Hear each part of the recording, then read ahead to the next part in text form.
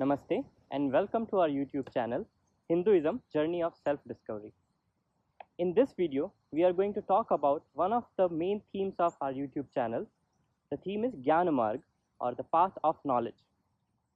This video aims to give a brief introduction about the content under this theme, what are the qualities of an aspirant on this path, and what are the new values we can get from this.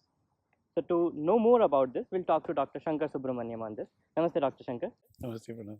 So to start the conversation, can you tell me a bit about this theme of jñānē or Jnana Yoga, and what is the importance of this? Yeah, certainly. So the central core of our Indian philosophy, Hindu philosophy, is that our sense perception and perception through the mind is not giving us an accurate perception of reality itself. And so the antidote to that ignorant perspective is wisdom and knowledge. And that is what is meant by Gyan. So this is the properly termed Atma Vidya, knowledge of the true self, or Brahma Vidya, the same thing really.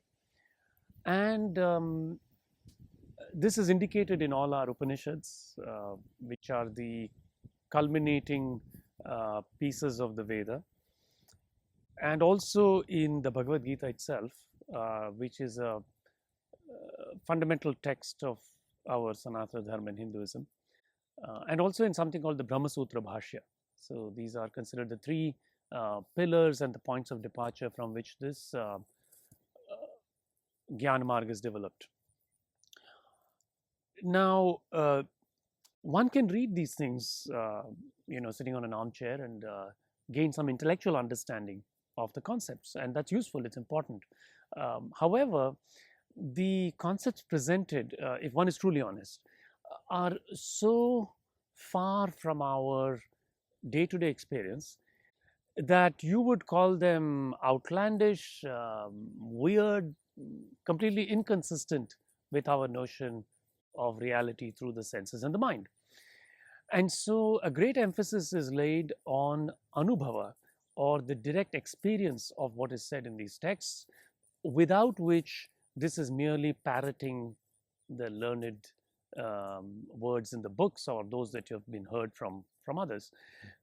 So I would say that one of the things we are trying to emphasize here is then how do you experience this? How do you get this Anubhava of the things that are described in the Gyan Marg? And for that we have to resort to the directions of great gurus, and in particular Sri Adi Shankaracharya has given us excellent guidance on this through a sequence of texts that are called Prakarana Granthas. So these are sort of entry-level texts to prepare the aspirant to study the great points of departure, such as the Bhagavad Gītā, the Upanishads, etc. And in that, in one of the Prakarana Granthas, the Upadesha Sahasri, which is 1,000 instructions, Sri Shankaracharya says that to really begin on this Gyan Marg, you have to have certain qualifications, which is not to say that you cannot read. I mean, I encourage people who are genuinely interested to read, but if you want the experience, which is really what one is after, then a certain preparation of the mind is needed. And so that makes one what is called an adhikari, or a qualified. You might think of it as prerequisites for a course that you want to take at the university, right? And so part of those prerequisites are preparing the mind and the body, and he actually refers to Raja Yoga as one of those ways to do it. And for those who are still not ready for Raja Yoga, to then go to Hatha Yoga and begin there. And then through that process, one becomes prepared to actually absorb and experience the truth that is given in the Jnana Marg text.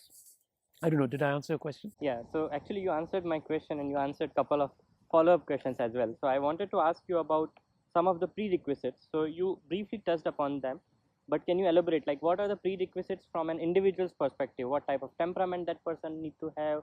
What are the qualities needed? In layman's sense, what is the idea behind it?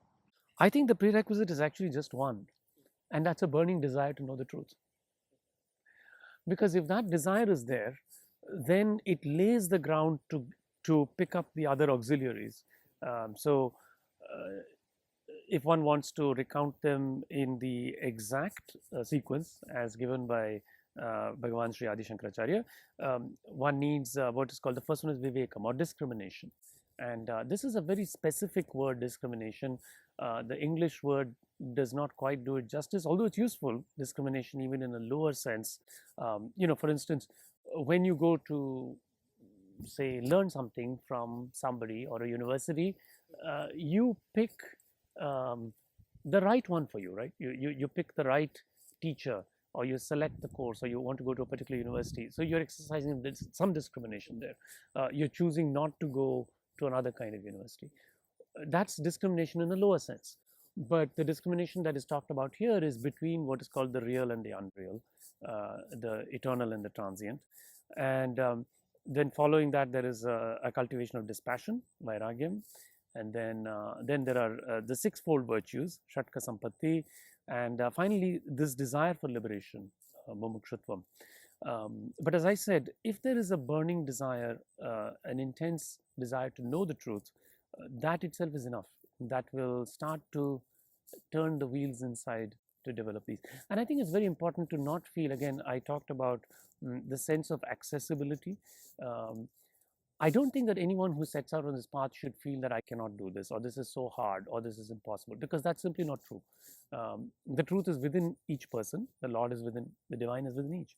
So it is merely the level of determination that every person has that determines the outcome.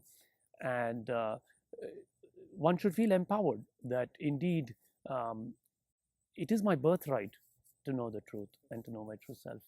I think if one has that determination, then everything else falls into place. So I think I like that point the most, that burning desire. And you said that if that is there, then everything else can be there. However, an aspirant sitting in a secluded place might not have a lot of resources, might not have a lot of guidance.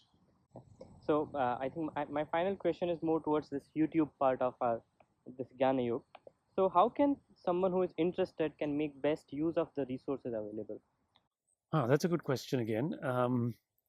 I think that these, the channel and the sections, they provide a taste to the person who's interested. I think they're meant to provide a brief glimpse and an introduction. Beyond that, I believe that the person can engage with our community here through, an email or joining some of our meetings. And I believe that commencing a practice, a daily practice, is the surefire way to do this. So these are more intended as, shall we say, a brief introduction to a more profound study. Any final reflections you want to?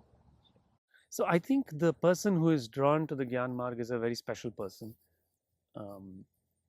And I think it's also very appealing in our modern life, where we do place a lot of emphasis on intellectual accomplishment, shall we say. But it's not just that. What the Gyan Marg gives us is it helps us reconcile the various things that we have read in the scripture as points of faith with our daily experience.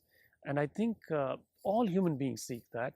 I don't think that anyone is going to be willing to just walk off a cliff in general. Most people are not willing, without the assurance that when they return back to the edge of the cliff, that they can make sense of that entire experience and integrate it with their day-to-day life. Because the goal of our Sanatana Dharma is that people should have both spiritual experience, but also live in harmony with the physical world in the particular station of life that we've been assigned to do, and to do that with joy, and to spread that goodwill and enable the greater good of all around us. Thank you, Dr. Shankar. Namaste. And thank you everyone for watching.